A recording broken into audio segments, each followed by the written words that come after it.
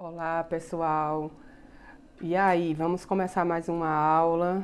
Essa agora vai ser online, né, que eu não tinha feito nenhuma para vocês, sobre a Reforma Protestante, tá certo?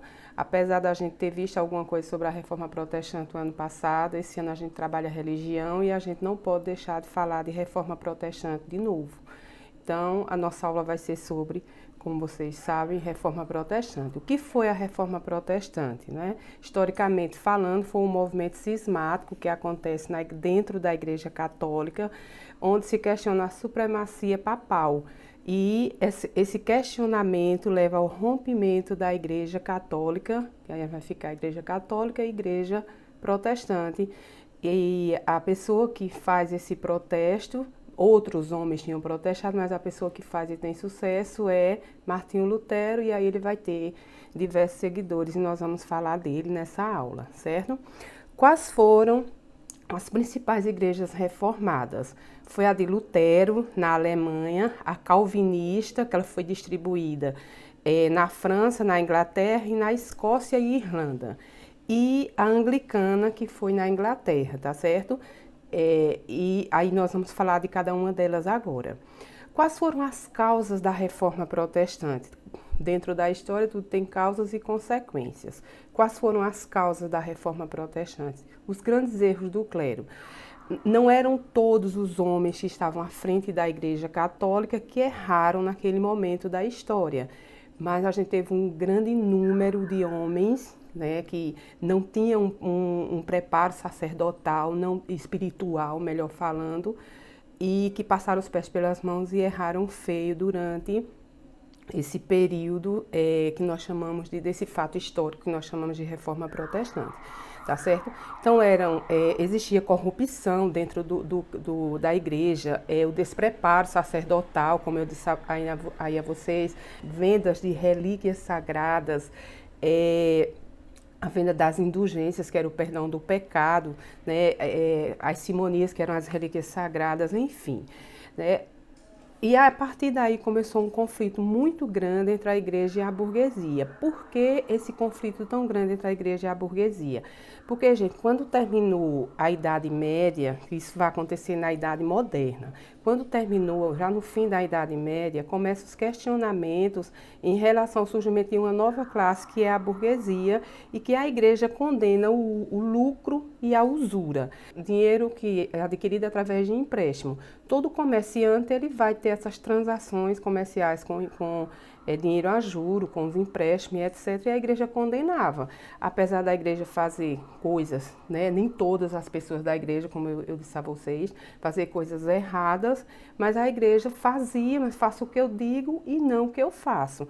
E sendo assim, começaram, né, os questionamentos, e aí alguém tomou a iniciativa de colocar isso, de levar isso à frente, colocar isso no papel. Quem foi esse? Martinho Lutero, tá certo? E aí começa toda a história, tem toda essa história que eu estou falando aí para vocês, tá bom? Da Reforma Protestante. Nós temos uma outra causa que foi o fortalecimento do Estado moderno. Com o nascimento, com o fim do feudalismo e o início da Idade Moderna, surge os reis, eles começam a ter força, eles começam a ficar fortes, eles vão ficar fortes no poder, eles vão ficar fortes no poder. E quando eles estão no poder, um rei, ele sobrevive de quê? De pagamento de impostos. Então a igreja tinha que dividir o dízimo, ou seja, os fiéis que pagavam dízimo também tinham que pagar imposto.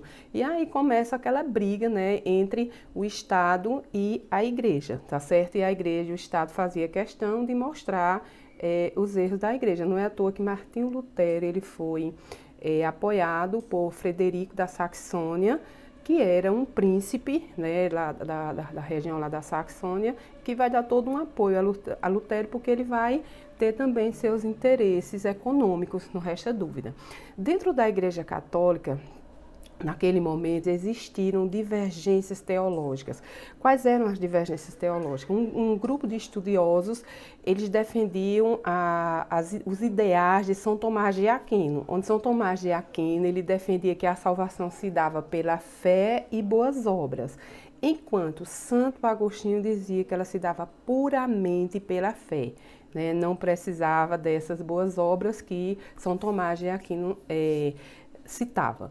O que acontece? Que eram teóricos, né, aí da Igreja Católica naquele momento. O que é que acontece? A Igreja Católica ela defendia a posição de São Tomás.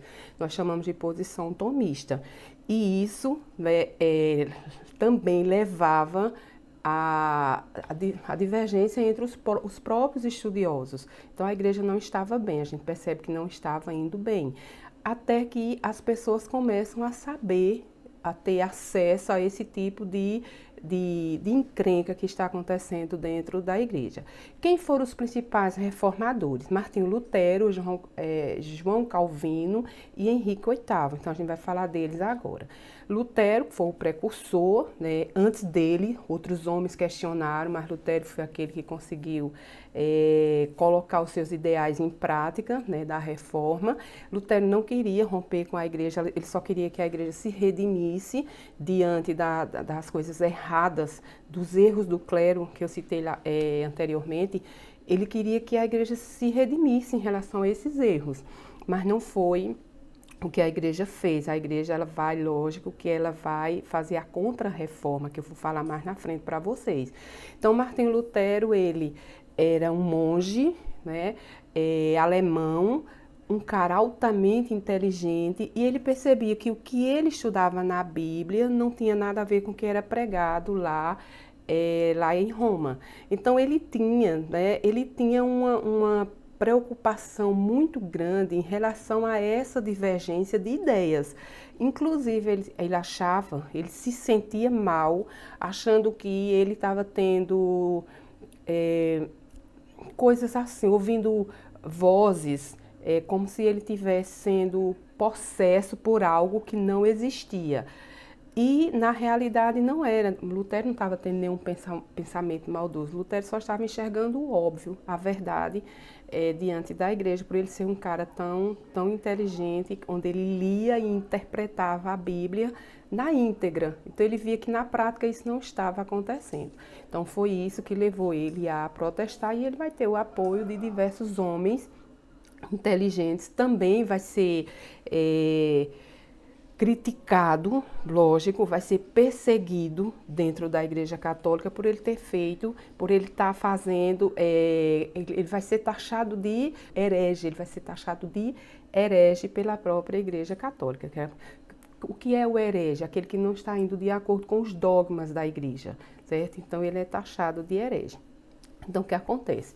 Lutero, ele vai, quando ele começa percebendo essa questão da venda de indulgência, ele é convidado a ir a Roma, e ele vai citar que Roma era um esgoto podre, né? Porque ele vai ver muita coisa errada lá em Roma, em relação principalmente à venda de indulgência. Ele compra a indulgência do avô dele, e ele percebe, ele fica muito mal diante de tudo aquilo, e quando ele volta para a Alemanha, ele vai lá em Wittenberg, ele é convidado a ir para Wittenberg para ele ficar à frente de uma igreja e, lógico, ter o seu grupo de fiéis, né, para ele começar a desenvolver essa questão da espiritualidade, porque ele estava se sentindo muito mal em relação à sua espiritualidade. Ele achava que não estava preparado para estar ali.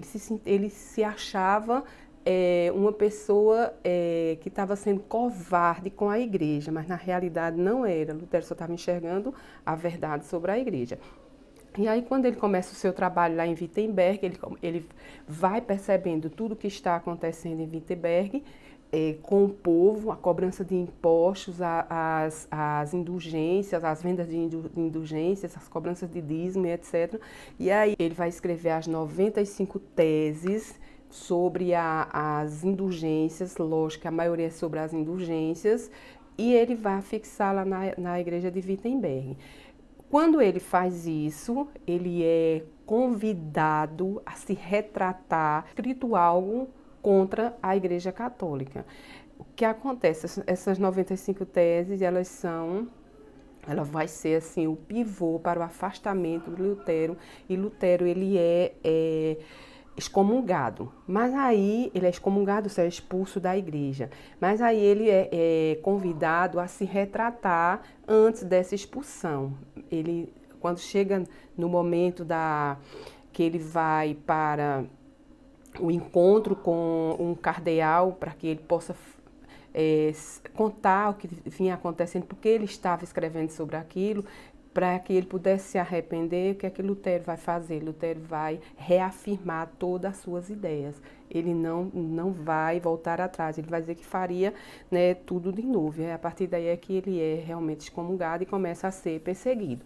E nessa perseguição, o príncipe da Saxônia, Frederico da Saxônia, ele vai apoiar, ele manda seu exército pegar Lutero, e Lutero fica escondido durante muito tempo dentro do castelo de Frederico, sendo protegido, e a partir daquele momento Lutero começa escrevendo sobre as suas verdadeiras ideias, o que ele queria realmente, que igreja na realidade ele queria, que igreja ele sonhava para que ele pudesse colocar em prática. E a primeira coisa que Lutero começou a fazer foi traduzir a Bíblia para o alemão, porque o absurdo daquele momento é que a Bíblia ela era em latim, então isso era, né, não tinha nada a ver, as pessoas falavam alemão, não tinham acesso à educação e a Bíblia era em latim. Então veja, as pessoas entravam na igreja sem conhecimento e saía pior do que o que entrou, porque elas não saía pronta de nada, só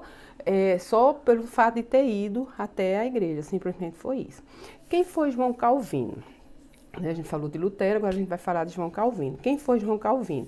Que viveu de 1509 a 1564, e ele era um francês que tinha ideias extremamente autoritárias. Ele vai se espelhar em algumas ideias de Lutero, e uma das coisas que ele que Calvino vai colocar em prática é que ele vai justificar a questão do lucro e da usura, né? É tanto que no rompimento, quando há o rompimento da Igreja Católica e o nascimento da Igreja Protestante, os grandes comerciantes eles vão fugir tudo para a Igreja Protestante, porque não vai ter mais a questão da perseguição em relação ao juro e a usura, certo? A questão dos empréstimos e a questão de lucrar absurdamente em cima das mercadorias que eram vendidas, porque é assim que o comerciante faz, em sua maioria, ele quer lucro cada vez maior. Então ele justificava, inclusive ele dizia que Deus, uma das justificativas do próprio João Calvino, é que aqueles que acumulassem bens teria mais facilidade de chegar ao céu. Então, os pobres estavam tudo ferrado, né? Com essa ideia doida de João Calvino, tá certo? E aí vem Henrique VIII da Inglaterra. Quem foi Henrique VIII? É bem interessante a história de Henrique. Henrique VIII vivia de olho gordo nas terras da Igreja Católica. Ele era o rei, né, da Inglaterra, e vivia de olho, porque a Igreja Católica foi a maior senhora feudal, então tinha grandes extensões de terra, principalmente lá na Inglaterra, e Henrique estava de olho. Só que Henrique era ligado à Igreja Católica. Chega um momento que Henrique ele vai se apaixonar por outra mulher, coisa que praticamente não tem nada a ver, mas tem tudo a ver. Ele se apaixona por outra mulher, ele é casado com Catarina de Aragão, e ele se apaixona por Ana Bolena. Era uma jovem, né, sedutora, linda, e ela vai jogar seu charme e fazer com que Henrique VIII se apaixone por ela. O que acontece? Henrique quer que o Papa anule o casamento dele com Catarina de Aragão. E a gente sabe que a Bíblia vai dizer que Deus uniu, o homem não separa jamais. Então o Papa se negou, disse, de jeito nenhum, eu não posso anular seu casamento, não existe motivo para isso. Então Henrique já tinha vontade de se apossar das terras da igreja, então foi o que Henrique fez. Se aproveitou daquele momento separou-se de Catarina, casou com Ana e, logicamente, primeiro separou-se de Catarina, separou da igreja e casou com Ana Bolena. Então, juntou o útil ao agradável, e foi isso que aconteceu. E aí criou, né, a sua igreja e casou com Ana Bolena, e o final dele não foi muito feliz, mas a gente vai falar disso em outro momento, tá certo? Para a aula não ficar tão extensa.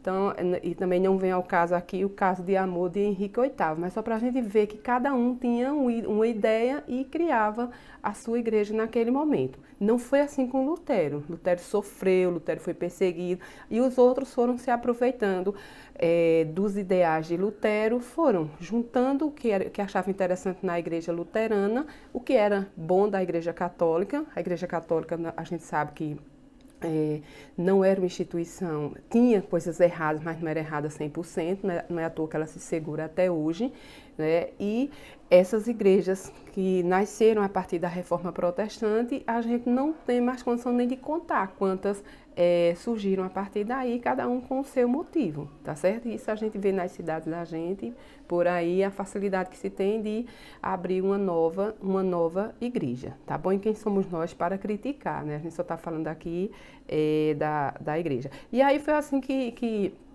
Henrique VIII criou a igreja anglicana, tá certo? E aí casa, né, separa da igreja, casa com Ana Bolena, separa da sua esposa, né, Catarina, e para ele todos foram felizes para sempre, tá bom? E lógico, botou as mãos nas terras da igreja, que era o que ele queria, né? O sonho maior dele era isso, era a ganância aí pelo poder, né, pela terra, né, pelo poder econômico, que a gente sabe. Quais são os pontos comuns dessas igrejas que surgiram, né? Eu citei aí essas três que surgiram no momento da Reforma Protestante, mas quais são os pontos comuns entre elas, né? Porque a partir delas vem a igreja luterana, e a partir da luterana muitas outras surgirão. Mas quais eram os pontos comuns entre elas aí? A Escritura Sagrada, ou seja, seria o único dogma dessas novas religiões, seria a Bíblia, e que os fiéis teriam direito a acessá-la. Não é à toa que a gente vê o cuidado que os pastores têm com os seus fiéis para que eles tenham uma Bíblia, que eles leiam e interpretem a Bíblia. Tem toda essa preocupação. Então, isso vem aí desde o século XVI, tá certo? No caso, a livre interpretação bíblica, né? Apesar de ter pessoas que vão interpretar a seu modo, mas aí também não vem ao caso. A substituição do latim pela língua local foi um dos pontos comuns, ou seja, se eu falo alemão, minha Bíblia vai ter que estar em alemão. Se eu falo português, ela vai ter que estar em português, e assim sucessivamente, tá certo? A submissão da igreja ao Estado, isso aconteceu a partir desse momento, né, da reforma, e a manutenção apenas de dois sacramentos, que é o batismo e a Eucaristia, tá certo? Aqui tem algumas imagens que mostram aqui a reforma protestante. Eu tenho algumas, vocês vão ver aí na tela, algumas das teses das 95 teses de Martinho Lutero, e tem uma que diz assim, aqui a 10ª tese diz assim, ó, agem mal e sem conhecimento de causa aqueles sacerdotes que reservam aos moribundos penitências canônicas para o purgatório, tá certo? Então, muitas outras ele vai aqui fazer a crítica à igreja, e ele vai publicar isso para o povo, né? Quando ele vai afixar as 95 teses lá em Wittenberg, então ele vai colocar assim para o povão, para que aqueles que soubessem ler ter acesso, e ele lia, ele explicava isso nas suas aulas de filosofia. Inclusive, Lutero, ele era considerado o melhor professor de filosofia lá em Wittenberg, que ele dava aula lá, tá certo? A Igreja Católica, ela não se conformou com a reforma, porque foi uma exposição muito grande para a Igreja Católica, ela ficou revoltada, né? E ela tinha que bolar alguma coisa para se vingar, digamos assim, para se vingar, porque foi em ato de vingança. Quando vocês forem ver aqui, vocês vão entender que aconteceu como vingança. E aí ela não fez a reforma, ela fez a reforma católica, ela fez a contra-reforma, no caso, que foi a reforma católica, tá certo? E o que foi essa reforma católica? Ou a contra-reforma? Né, como alguns livros vocês vão encontrar como contra-reforma. Foi um momento em que o Papa e a cúpula, digamos assim, da Igreja Católica se reúne no Concílio de Trento, lá, né, na cidade de Trento. E o que foi o Concílio de Trento? O Concílio de Trento foi uma reunião realizada pela cúpula da Igreja Católica. Qual era o objetivo deles com essa reunião? Era vetar o crescimento das igrejas reformadas, ou seja, das igrejas protestantes.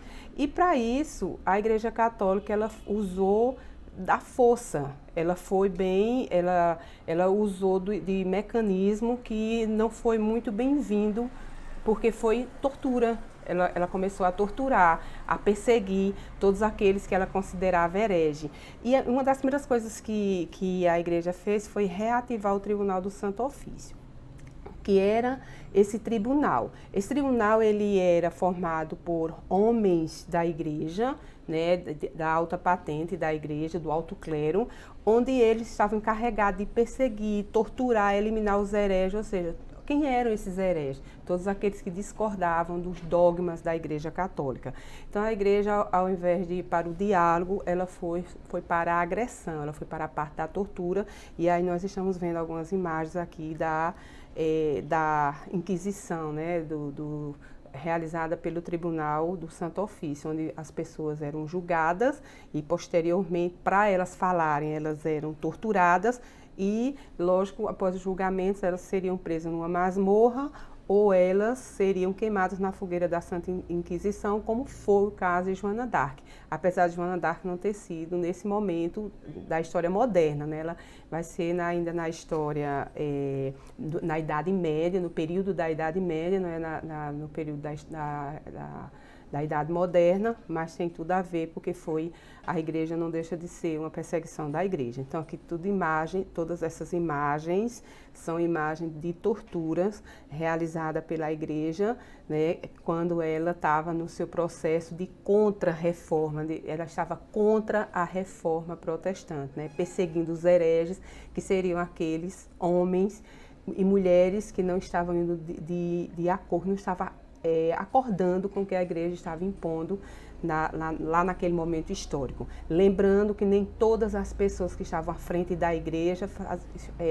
participavam dessas práticas e aceitavam essas práticas. Nessa imagem aqui você vai ver que tem um padre sendo torturado. Então, muitos padres, freiras, né, pessoas que pertenciam ao clero, elas foram também torturadas porque elas não compartilhavam desses ideais impostos aí pelo Tribunal do Santo Ofício durante a Contra-Reforma, tá certo? Mais imagens aí, outras imagens aí horrível, né, que a gente tá vendo, tá certo? Olha aqui uma outra, o que é que se fala da prática de tortura? Diz o seguinte, ó, a prática de torturar hereges era uma forma de fazê-los confessar seus pecados. Então você tinha duas saídas. Se você não confessasse, você seria queimado na fogueira da Santa Inquisição. E se você confessasse, você ficaria preso numa masmorra para o resto da vida, tá certo? Então você não tinha muita saída nesse momento da história. Uma das atitudes da igreja após o Concílio de Trento para ela avançar na contra-reforma foi criar a Companhia de Jesus, onde, né, chegam os jesuítas, formam um grupo de padres jesuítas para que eles fossem para o mundo moderno para catequizar catequizar novos fiéis. Quem foram esses novos fiéis? Quem foi o alvo dessa Companhia de Jesus, desses jesuítas? Foram os povos indígenas, tá certo? Quando a gente estudou a colonização no Brasil, vocês lembram que a gente falava dessa catequese, né, desse processo de catequização dos povos indígenas, tá certo? Uma outra atitude da Contra-Reforma foi o Index. O que foi o Index? O Index foi uma lista de livros cujas leituras elas eram proibidas. Quem foi que listou esses livros como proibidos? A Igreja Católica, tá certo? Então ela pegava confiscava na realidade todos aqueles livros proibidos e ela proibia a circulação, lógico, proibido por elas, esses livros, e ela proibia a circulação desses livros. Esses livros ficavam guardados na própria igreja, numa biblioteca, né, ele chamava a Biblioteca da Santidade, e lá esses livros seriam traduzidos, porque eram livros das mais diversas línguas, onde esses livros falavam, né, e editavam o que estava acontecendo na Igreja Católica durante aquele momento, faziam críticas à igreja, falavam de coisas que a igreja não aceitava que falassem e coisas mais ou menos desse tipo, tá certo? Quais foram as consequências da Reforma Protestante? No campo religioso, foram várias consequências. No campo religioso, a gente tem o rompimento da unidade cristã. Agora a gente tem a igreja, os cristãos católicos e os cristãos protestantes. Então não existia mais unidade, né? O cristianismo estava dividido como está até hoje. No campo político foi a ruptura do poder papal, ou seja, o Papa, que detinha todo aquele poder político, econômico, ele agora não estava mais sozinho, porque ele agora tinha que dividir com o seu poder econômico e político com os reis, porque a gente lembra que durante a Idade Moderna, os reis voltam e voltam com força, tá certo? E aí financiam, lógico, essas ideias aí de reforma, e aí eles o Papa vai ter que dividir o seu poder econômico com eles, porque agora os reis cobram impostos e o Papa cobra, a igreja, né, na figura do Papa, cobra o dízimo, tá certo? No campo econômico, a gente teve a expansão das práticas capitalistas, porque agora não era mais proibido, na visão das igrejas reformadas, não era mais proibido o lucro e a usura, que a igreja proibia, que a igreja católica proibia. Então as pessoas agora passam a vender, a lucrar, a emprestar, sem temer a Deus, porque eles sabem que aquilo não era pecado.